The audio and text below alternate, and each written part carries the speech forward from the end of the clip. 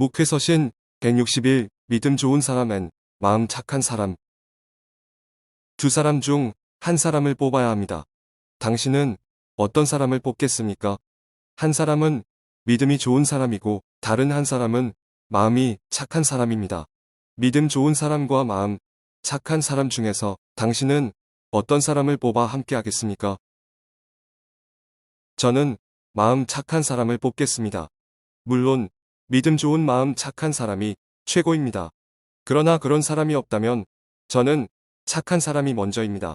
왜냐하면 믿음을 키우는 것보다 착한 마음을 가꾸는 게 훨씬 더 어렵다고 느끼기 때문입니다.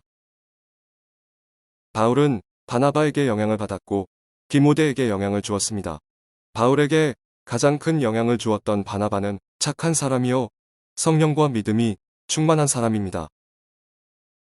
그런 바나바와 갈라서서 오랫동안 주의 교회를 섬기며 베테랑 사역자가 된 바울은 디모데에게 예언을 따라 선한 싸움을 싸우며 믿음과 착한 양심을 가지라고 권면합니다. 바울이 바나바에게서 보았던 그리고 디모데에게 가지라고 권했던 하나님의 사람의 최고 덕목은 믿음과 착한 양심입니다. 그런데 어떤 사람들은 착한 양심을 버렸고 그 믿음에 관해서는 파선했습니다.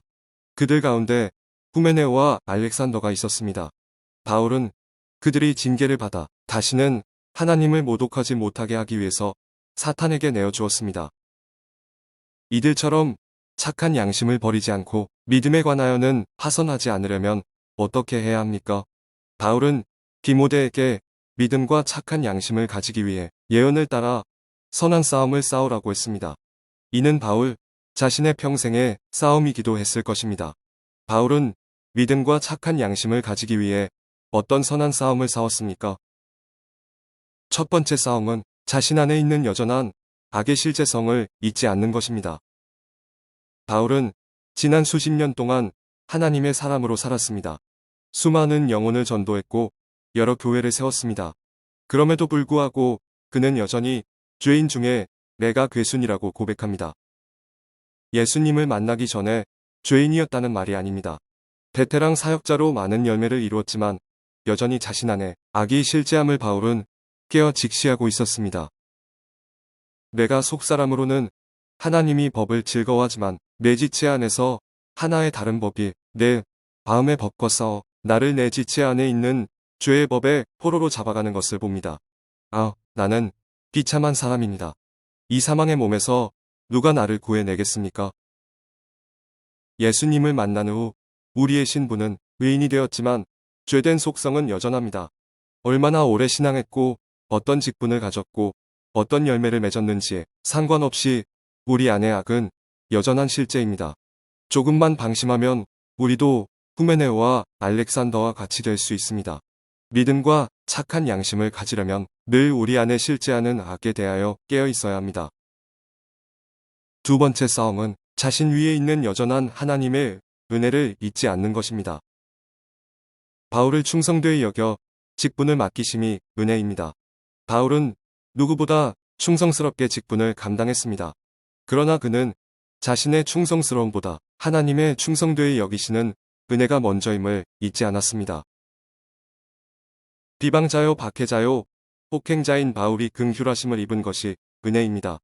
예수 그리스도께서 먼저 바울에게 오래 참으심을 보이사 후에 주를 믿어 영생을 얻는 자들에게 본이 되게 하심이 은혜입니다.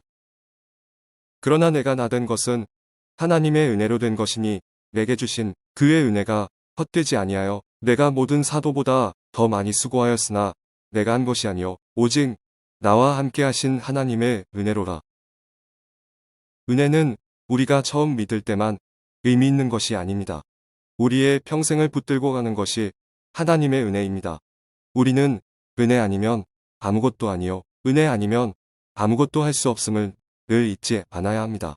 믿음과 착한 양심을 가지려면 늘 은혜 아래 머물러야 합니다. 우리는 믿음 있는 만큼 착한 양심을 가졌습니까? 믿음이 조금 부족하더라도 마음이 착한 사람입니까? 믿음과 착한 양심 그 어느 것도 잃어버리지 않기 위해 늘 깨어 은혜 아래 머무십시오.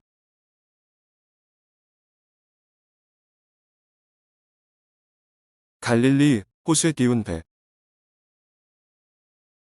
일평생 착한 양심을 버리지 않고 그 믿음에 관하여 파선하지 않기를 축복하며 기도합니다. 2021년 1월 28일 목요일 아침 권종렬 목사